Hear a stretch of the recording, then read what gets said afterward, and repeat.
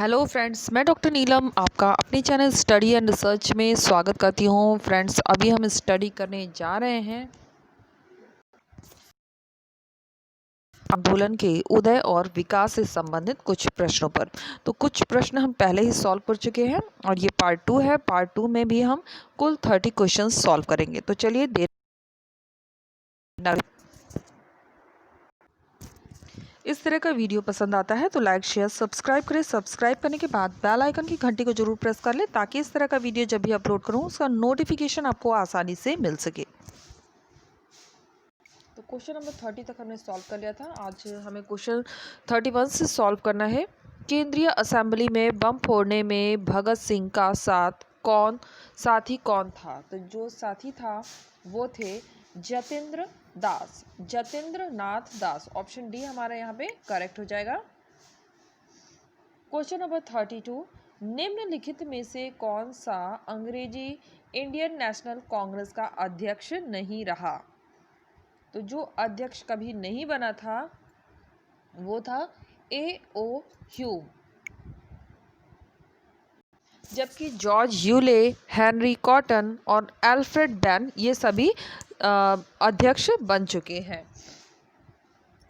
किस विद्रोह का संबंध पश्चिमी भारत से नहीं है? तो पश्चिमी भारत से जिसका संबंध नहीं है वो है फराइजी आंदोलन का।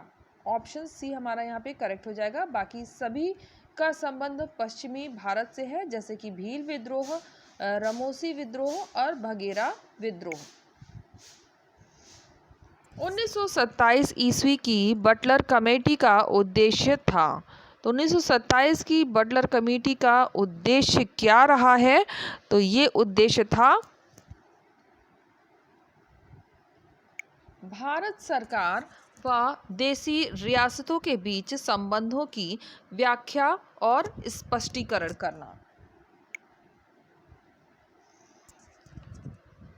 क्वेश्चन नंबर 35, अखिल भारतीय मजदूर संघ कांग्रेस AITUC का प्रथम अध्यक्ष कौन था?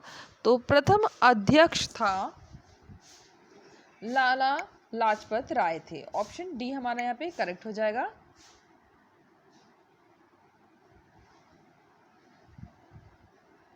बहिष्कृत हितकारिणी सभा के संस्थापक कौन थे? तो बहिष्कृत हितकारिणी सभा के संस्थापक थे भीमराव रामाजी अंबेडकर। ऑप्शन सी हमारा करेक्ट होगा। निम्नलिखित में से किस घटना से क्षुब्ध होकर रविंद्रनाथ टैगोर ने नाइटहुड की उपाधि ब्रिटिश सरकार को लौटा दी थी? तो ब्रिटिश सरकार को उपाधि लौटाई गई थी जलियांवाला बाग हत्याकांड के समय में। जब जलियांवाला बाग हत्याकांड हुआ तो इन्होंने अपनी नाइटहुड की उपाधि को त्याग दिया। और अगर आप इसकी डिस्क्रिप्टिव स्टडी करना चाहते हैं तो नाइट में मैं हिस्ट्री की डिस्क्रिप्टिव स्टडी प्रोवाइड करती हूँ और जलियांवाला बाग कांड ये हम स्टडी उसके अंदर अभी कर चुके हैं। कल परसों में ही हमने स्टडीज़ की थी। चलिए आगे चलते हैं। क्वेश्चन नंबर 38, चंपारण विद्रोह के परिणाम स्वरूप सरकार को कौन सी पद्धति समाप्त करनी पड़ी? तो तीन कथिया। ऑप्शन सी हमारा करेक्ट होगा। इस पद्धति को समाप्त करनी पड़ी। महात्मा गांधी ने प्रथम नागरिक अवज्ञा आंदोलन यानी निम्नलिखित में से किस घटना के पश्चात प्रारंभ किया? तो ये जो घटना थी जो घटित हुई थी रोलेट एक्ट। ऑप्शन सी हमारा करेक्ट हो जाएगा। गांधी जी ने भारत में प्रथम उपवास निम्न में से किस घटना के विरोध में रखा? तो वो घटना थी अहमदाबाद मिल मजदूर द्वारा हड़ताल। ऑप्शन डी हमारा यहाँ पे करेक्ट हो जाएगा। एनी बेसेंट ने मद्रास में होम रूल लीग की स्थापना कब की? तो होम रूल लीग की स्थापना हुई थी 1916 में। ऑप्शन डी हमारा यहाँ पे करेक्ट हो जाएगा। भारतीय राष्ट्रीय कांग्रेस के ऐतिहासिक लाहौर अधिवेशन 1929 की अध्यक्षता किसने की? तो 1929 की अध्यक्षता किसने की थी? तो ये की थी जवाहरलाल नेहरू ने, जिसमें कि पूर्ण स्वराज की मांग भी हुई थी। भारत छोड़ो प्रस्ताव के पश्चात कांग्रेस के उच्च नेता कब बंदी बना लिए गए? तो कब बंदी बनाए गए थे? तो ये बनाए गए थे 9 अगस्त 1942 में। ऑप्शन बी हमारे यहाँ पे करेक्ट हो जाएगा। निम्नलिखित में से कौन सी घटना 1916 में घटित नहीं हुई? तो जो 1916 में घटित नहीं है उसी को हमें चूज करना है। तो ये था चंपारण सत्याग्रह। बाकी सभी 1916 की घटनाएं हैं, जैसे कि कांग्रेस मुस्लिम लीग का समझौता, कांग्रेस का एकीकरण और होम रूल का गठन। भारत विभाजन के सिद्धांत को सर्वप्रथम किस नेता ने स्वीकार किया था? तो भारत विभाजन को सर्वप्रथम स्वीकार करने वाले थे चक्रवर्ती राजगोपालाचारी।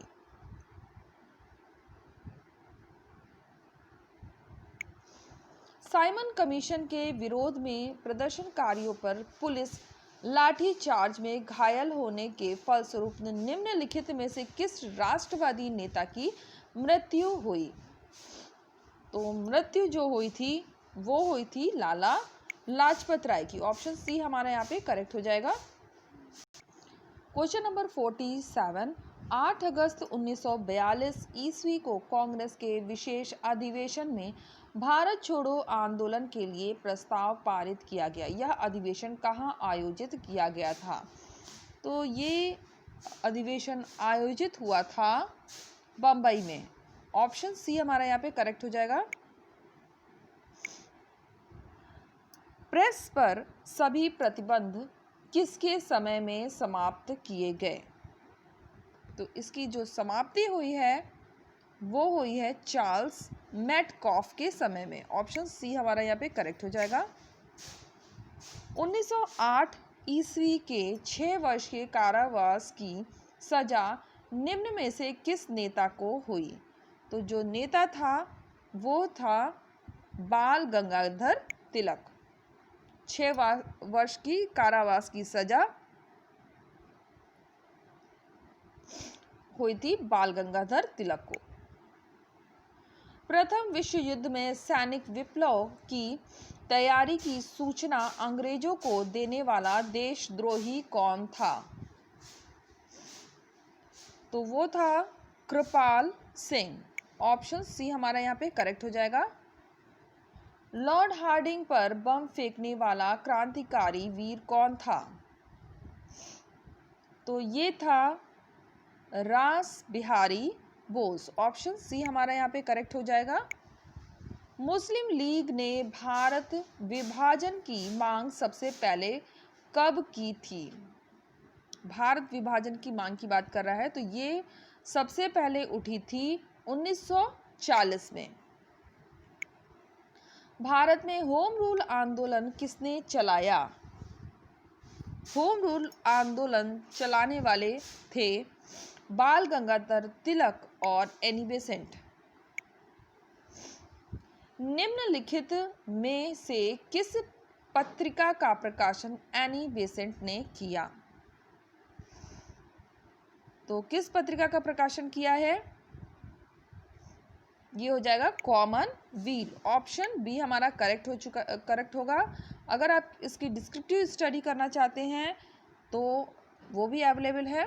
डिस्क्रिप्टिव स्टडी की अलग प्लेलिस्ट बनी है और इसमें हम एनी बेसेंट पर स्टडी कर चुके हैं। क्वेश्चन नंबर 55, मुस्लिम लीग व कांग्रेस के बीच 1916 ईस्वी में लखनऊ समझौता कराने में किसने प्रमुख भूमिका निभाई? तो प्रमुख भूमिका किसने निभाई है? बाल गंगाधर तिलक ने। ऑप्शन सी हमारा यहाँ पे करेक्ट हो जाएगा। काकोरी कांड कब हुआ था? तो काकोरी कांड हुआ था 1925 में। ऑप्शन डी हमारा यहाँ पे करेक्ट हो जाएगा। नवंबर 1923 के चुनाव में स्वराज दल को किस प्रांत में स्पष्ट बहुमत प्राप्त हुआ? तो स्पष्ट बहुमत प्राप्त हुआ था मध्य प्रांत, ऑप्शन सी हमारा करेक्ट हो जाएगा। 1923-24 ईस्वी के चुनाव में कौन नगर पालिका का अध्यक्ष नहीं था? तो नगर पालिका का कौन अध्यक्ष नहीं था? सुभाष चंद्र बोस, सभी और बाकी सभी थे, जैसे कि राजेंद्र प्रसाद, जवाहरलाल नेहरू, विट्ठल भाई पटेल। हिंदुस्तान मजदूर यूनियन 1938 ईस्वी के गठन में किस नेता ने योगदान दिया? तो योगदान देने वाला जो था वो था वल्लभ भाई पटेल हो जाएंगे और राजेंद्र प्रसाद हो जाएंगे। दो बनेंगे यहाँ पे। तो इसमें हमारा जो ऑप्शन बनेगा वो बन जाएगा ऑप्शन बी, वल्लभ भाई पटेल और राजेंद्र प्रसाद, जिन्होंने हिंदुस्तान मजदूर यूनियन 1938 ईस्वी के गठन में अपना योगदान दिया था। किस मुकदमे के संबंध में कम्युनिस्ट से नहीं है? यानी किस मुकदमे का संबंध कम्युनिस्टों से नहीं है? तो इनमें आप ऑप्शंस वॉच करिए। तो लाहौर केस का संबंध कम्युनिस्टों से नहीं है, बाकी सभी का है, जैसे पेशावर केस, कानपुर केस और मेरठ केस। तो यहाँ फ्रेंड्स हमने 30 क्वेश्चन सॉल्व कर लिए हैं। तो हम आ गए हैं अपनी प्लेलिस्ट में। अगर ये वीडियो आपको पसंद आता है और इस तरह के वीडियो आप देखना चाहते हैं तो आप जा सकते हैं इसमें। Indian history MCQs NET JRF PGT TGT practice set B में, इसी तरह से प्रैक्टिस सेट ए भी अवेलेबल है जिसमें हमने इतिहास के एमसीक्यूज किए हैं। तो ये प्रैक्टिस सेट बी इस समय चल रहा है जो अभी आप वीडियो देख रहे हैं। इसकी ये कंप्लीट वीडियो यहाँ से आपको मिल जाएगा, जहाँ हमने प्राचीन इतिहास के टॉपिक वाइज क्वेश्चन सॉल्व किए हैं, फिर मध्यकालीन इतिहास के टॉपिक वाइज क्वेश्चन सॉल्व किए हैं। इस समय हम आधुनिक इतिहास के क्वेश्चन सॉल्व कर रहे हैं। इसके अलावा अगर आप डिस्क्रिप्टिव स्टडी करना चाहते हैं तो आप ये सीरीज़ देख सकते हैं। इसमें आपको कंप्लीट स्टडी मिल जाएगी हिस्ट्री की डिस्क्रिप्टिव। यहाँ पे हमने पहले सिलेबस डिस्कस किया था, उसके बाद हमने शब्दावली, संकल्पनाएं इत्यादि करते हुए इसमें भी हम मॉडर्न हिस्ट्री तक पहुँच चुके हैं। कि ये भी स्टडी चल रही है, लेकिन ये स्टडी हम रात में करते हैं। तो उम्मीद है आपको वीडियो पसंद आएगा। वीडियो पसंद आता है तो लाइक शेयर सब्सक्राइब करें। सब्सक्राइब करने के बाद बेल आइकन की घंटी को जरूर प्रेस कर लें ताकि इस तरह का वीडियो जब भी अपलोड करूँ उसका नोटिफिकेशन आपको आसानी से मिल सके। Okay friends, take care and bye bye.